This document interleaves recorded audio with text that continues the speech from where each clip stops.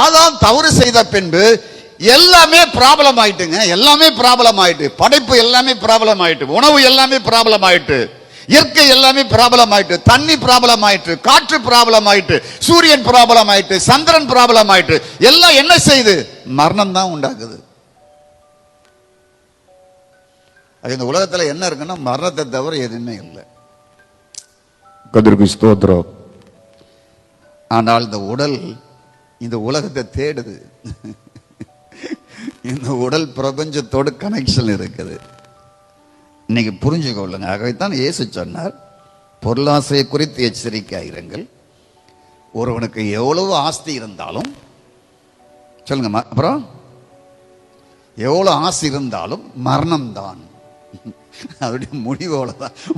எவ்வளவு ஆஸ்தி இருந்தாலும் முடிவில் மரணம் தான். ஸ்தோத்திரம். அது அவனுக்கு ஜீவன் அல்ல. டாடா பிர்லாவா இருந்தாலும் சரி, இந்துஸ்தான் கம்பெனி ஓனரா இருந்தாலும் சரி, அது ஜீவன் அல்ல. எதுக்கு இதை சொல்லுகிறார் என்றால், இந்த உலகத்தில் வாழுகிறோம். ஆஸ்தி நமக்கு அவசியம். ஸ்தோத்திரமிடாவதாக. ஆஸ்தியை படைத்தவரே அவர் தானே. பொருளாதாரத்தை படைத்தவரே அவர் தானே. பிரைஸ் காட். அப்ப பொருளாதாரத்தை படைத்து விட்டு பொருளாதாரம் தப்பு என்று சொல்லுவாரா? ஆஸ்தியை படைத்து விட்டு ஆஸ்தி தவறு என்று சொல்லுவாரா? அது நோக்கம் அல்ல. அது மனிதன் வாழ்வதற்காய் கொடுக்கப்பட்டது. அதை விட ஒன்று இருக்கு, ஜீவன். அதை தெரிந்து கொள். அதுதான் கிறிஸ்து. எவ்வளவு ஆஸ்தி இருந்தாலும் ஒரு மனுஷனுக்கு கிறிஸ்து என்பவர் இல்லாவிட்டால் அத்தனையும் வீண். உங்களுக்கு எனக்கும் கிறிஸ்து கொடுக்கப்பட்டு இருக்கிறார். கரங்களை தட்டி கர்த்தரை மகிமைப்படுத்தி கர்த்தரை ஸ்தோத்திரம் பண்ணுவோம்.